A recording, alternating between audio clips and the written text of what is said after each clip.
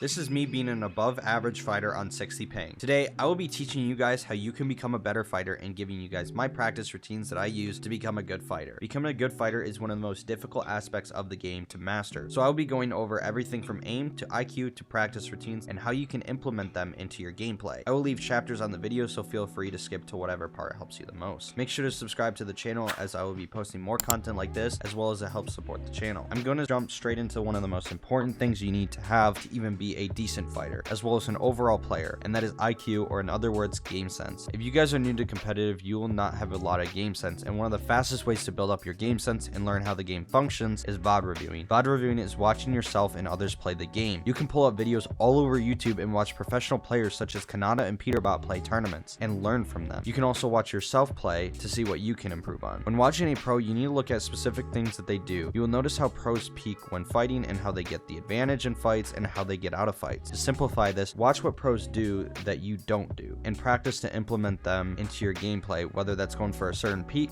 or making counter shots. When watching your own gameplay, you need to look for things you did wrong. And how should you do this? Well, you should play around 5 ranked matches, and after those 5 ranked matches, go back and watch every single game to see how you died, whether that's landing at a highly contested spot or missing a shot or choking an edit. Take this into creative and work on those mistakes. This leads me into my next topic, which is practice routines. When VOD reviewing and you see a lot of mistakes, focus on one mistake at a time. You'll become way more efficient working on each mistake one at a time rather than trying to work on all of them at once. So in your warm-up routine or practice routine, let's say you do 15 minutes of VOD reviewing, 15 minutes of aim training, 15 minutes of mech training, and 15 minutes of 1v1s, and you're struggling on your aim. Drop your mech training and 1v1s by 5 minutes and put that extra 10 minutes into aim training. So you now have 15 minutes of VOD reviewing, 10 minutes of mech training, 10 minutes of 1v1, and now 25 minutes of aim training. Or if you just want to spend more time warming up or practicing, you can do this as well, but you should adjust your practice routine based on what your weakest component is. Moving on to each component of practicing to become a better fighter, the most important is aim. You can have the best mechanics in the game, but if you can't hit any shot, then you're not going to be able to win fights. There are 3 ways to improve your aim: Kovacs, aim labs, and aim trainer maps in game. Personally, I use Kovacs, but they are all optimal. When aim training, you should practice flicking and tracking, but while doing this, make sure you're moving around as well to create the most realistic practice simulation. Moving on to mech training, this is a very controversial topic, but the bottom line is that you do not need insane or good mechanics to be a good fighter. You only need mid mechanics, meaning knowing how to double at it, maybe even triple at it, but your focus on mechanics should not be that. It should be piece control. For those who don't know what piece control is, it's been around for a very long time, and what it is using your builds offensively and getting the most builds in a fight to take control of the fight. And there's many ways you can practice this, and the best way is using creative maps. I'll leave the code on screen now and in the description down below. When practicing piece control, don't try to be fast or flashy, just work on being efficient when practicing piece control. One of the best ways to learn piece control is learning to drag your builds as far as you can. Learn to drag your cones. Cones are one of the most useful builds in the game. Moving on to playstyles and fights, some of you are aggressive, others might be defensive, but you should be playing based on how their skill level looks and who has the health advantage in every fight. Every fight I get into, the main thing I do is try to be more dominant in the fight, to get the first shot off in the fight, to gain the health advantage. If someone pushes me, I don't want to box up unless I took damage, because it shows that I'm panicking and gives my opponent confidence. If he is putting pressure on me, the best thing to do is make boxes. Doesn't matter how many you make, just make as many as you need to be able to heal, which now you can do because Nitro got nerfed. If you can't get them to stop pressuring you, you need to look for counter damage. Majority of the time, a player will be playing so aggressively to where they could leave themselves vulnerable for a shot. This will allow you both to heal and reset the fight and start over. Once you have the health advantage, you should be constantly putting pressure on them from a distance. If you have the health to win a 50-50, then do it. Otherwise, keep them from getting a counter shot on you, and some of the best ways to do this is pressure your opponent from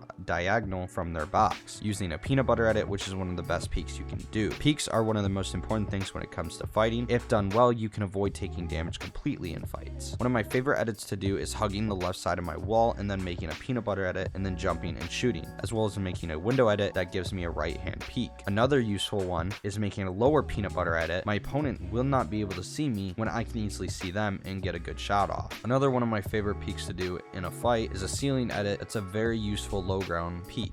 that gets me usually 40 damage tag, depending on how close or far I am. Another useful one I use in fights is a top wall half edit, where I edit the top of the wall and I hug up against the wall, and my opponent will usually always try to jump and shoot me when they cannot see me, and that's when I peek and get a very good shot off on my opponent. Going into my final tip is how can you implement these tricks into your gameplay in ranked and tournaments? Well, I recommend going into ranked and work on one thing at a time, and don't worry about how many times you die. Go into every single fight thinking, okay, I'm gonna do 3 peanut butter peeks every fight. Or if you need to work on getting counter damage, let them get you low so they can put pressure on you, and you can practice going for pre-fires or very good peek shots. I'll leave the map code on screen now to where you can practice your pre-fires, as it's one of the best things you can learn. Ladies and gentlemen, that's going to conclude today's video. If these tips have helped you, let me know in the comments down below, and if you'd like to see more content like this, maybe consider hitting that subscribe button, as we are on our way to 2,000 subscribers. And if you'd like to stay updated on the channel, make sure to join my Discord server down below. Without further ado, have a great rest of your day or night, and I'm out. Peace.